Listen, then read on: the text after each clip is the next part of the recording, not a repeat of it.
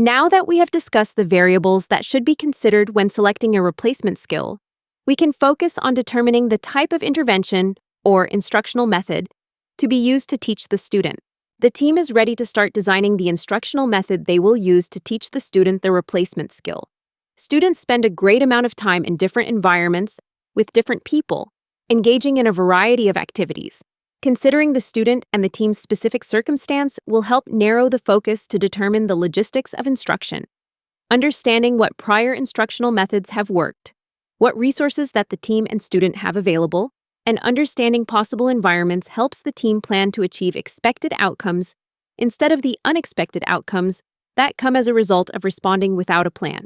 Various members of the team will have access to information about prior instructional methods that have been effective for the student.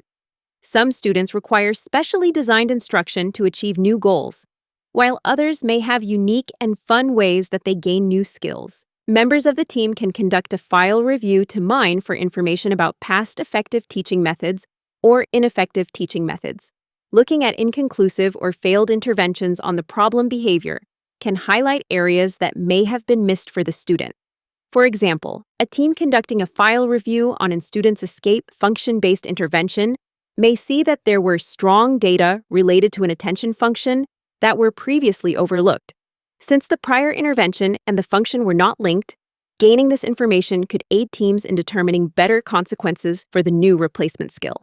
Progress monitoring, data, assessment, and other student records are a goldmine of information about how skills have been acquired in the past. Replicating a past intervention to teach a new skill is a key piece of performing a file review.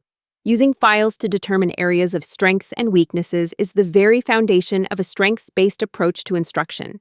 The team may select an intervention that is the opposite of a presenting weakness from the information they gather. For example, a student's evaluation shows a weakness in language processing. The same student's behavior records show they had a difficult time following verbal directions in class, but could easily follow directions within a classroom routine. Knowing this, the team may decide to include interventions that rely on predictable, routine directions. The team discusses how to present the directions in other ways rather than presenting them verbally. Parents, outside providers, and other team members can provide a variety of information to support selecting instructional methods. Include these partners as team members from the beginning instead of requesting their support later in the process. These experts on the student have a wealth of information to provide to the team. For these experts, they may have been witnesses or direct interveners on the problem behavior that the team is trying to address. Like a file review, it is necessary to gather as much information as possible about the history of the problem behavior and the prior interventions that have been tried. Finding out what ends the problem behavior in other settings is a very good clue to understand what function or need the individual is trying to get met. For example, when you ask a parent about the student not completing a task demand in the home, you may hear about whining, leaving the room, throwing items, attempts to bargain, etc. When you ask the parent how they can successfully turn off that behavior, they will usually be able to give you an answer. Sometimes it is giving a preferred item, or the student successfully negotiating a lower task or doing it later. In any case, the change that ends the behavior gives the team useful information about the consequences that are currently being used and potentially the function of the behavior. Conversations with team members, sometimes with the support of a preference assessment survey, can provide an understanding of when the student is at their best. It can also give useful information about how the student would like to spend their day if they weren't interrupted with various demands, inconsistent attention, disrupted sensory needs, or failure to have access to the things that they want.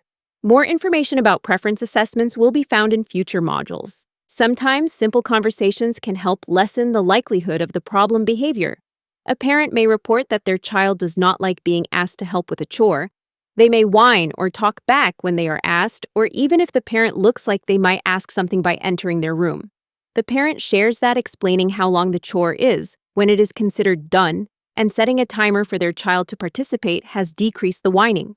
They might also know that their child likes to do things alongside an adult versus doing it alone. Perhaps one of the biggest impacts on setting up instruction is the resources that are available for the student. Sometimes it feels like there are less and less available resources, while the student's needs keep getting bigger and bigger.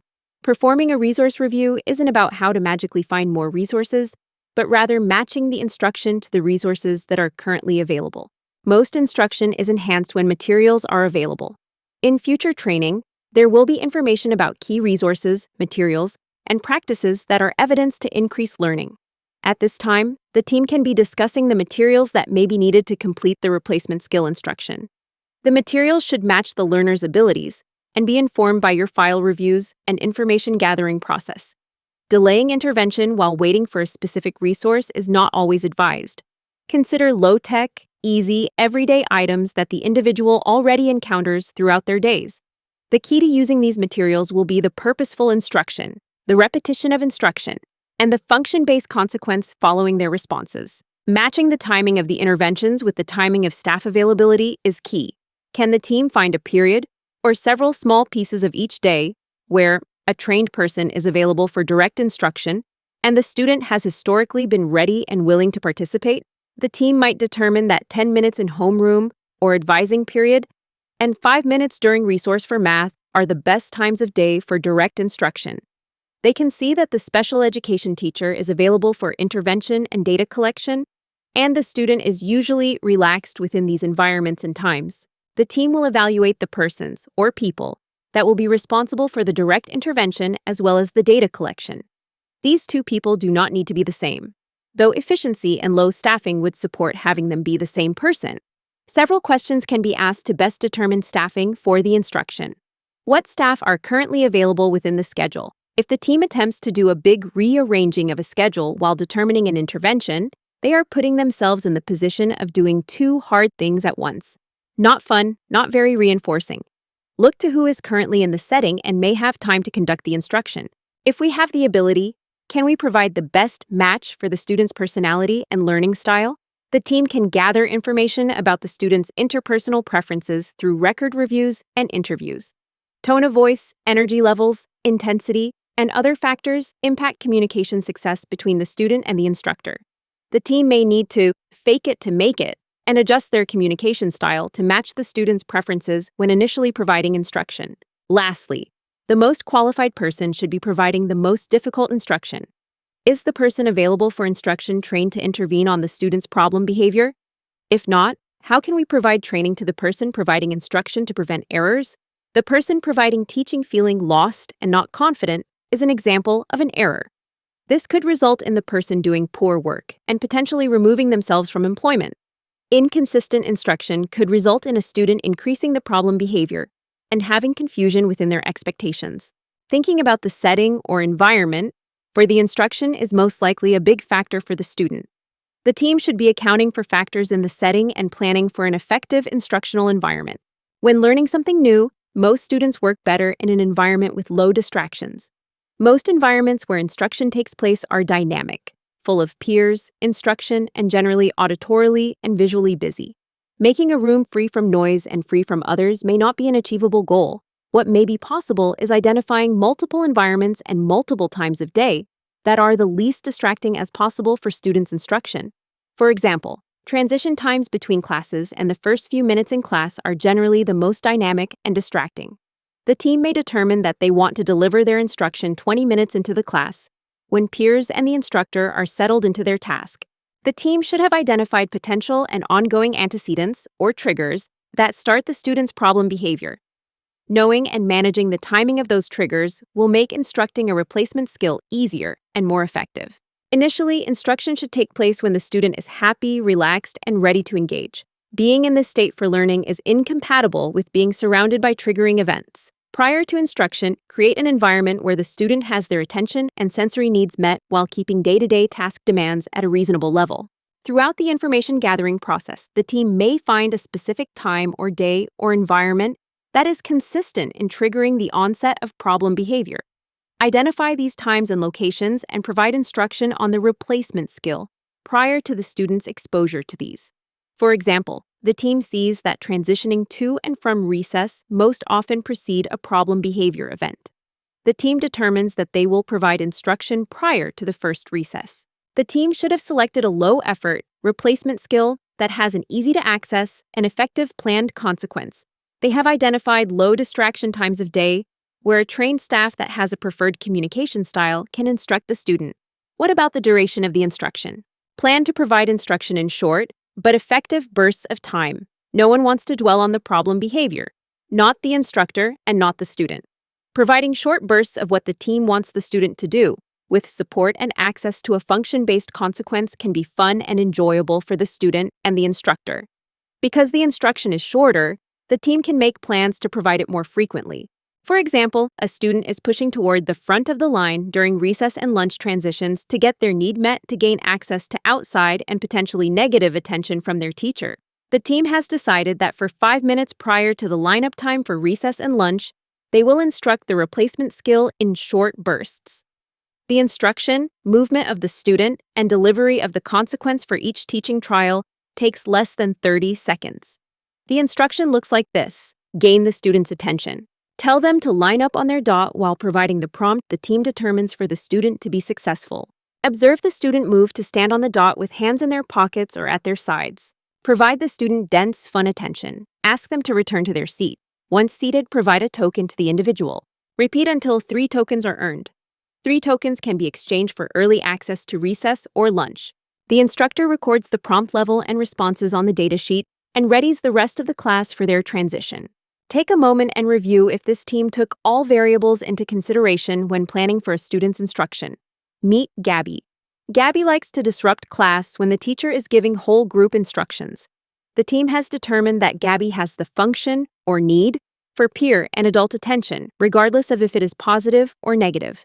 The team decides that they will teach a replacement skill that allows Gabby access to positive adult and peer attention, and that is incompatible with disrupting class during whole group instruction.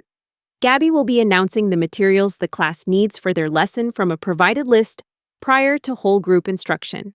Ask yourself, what resources might I need to instruct Gabby? We will need materials like a prepared list for Gabby to read and a staff to provide prompting for Gabby while she is initially learning. What environmental factors will make instruction effective and ineffective? The instructor will have control over the antecedent, whole group instruction, and Gabby's instruction will happen prior to this antecedent. There are several times per day Gabby can practice this new skill in short bursts. Gabby will get her functional need met immediately. Now it is your turn. Pause the video for a moment and read about Pete. Did the team look at all the variables for Pete? He is a student that frequently leaves the classroom without permission when handed a worksheet. The team has decided that the replacement skill will happen in the classroom and counselor's office. They will need the instructor and the counselor available to teach this skill. They will need worksheets, as well as a timer or a way to track Pete waiting 1 minute with his hand raised. They decided that they were going to teach this skill immediately following a known antecedent or trigger. What do you predict will happen with Pete's replacement skill? Pause the video and take a moment to think about Danny. Review the considerations in designing the instruction for a replacement skill. Danny is a student that puts his hood on, places his head down on his desk, and sometimes makes refusal statements to his teacher. This most frequently happens during math instruction. The team determines that Danny's primary functional need is to escape from the task, but he also needs to access sensory experiences that make the environment calmer.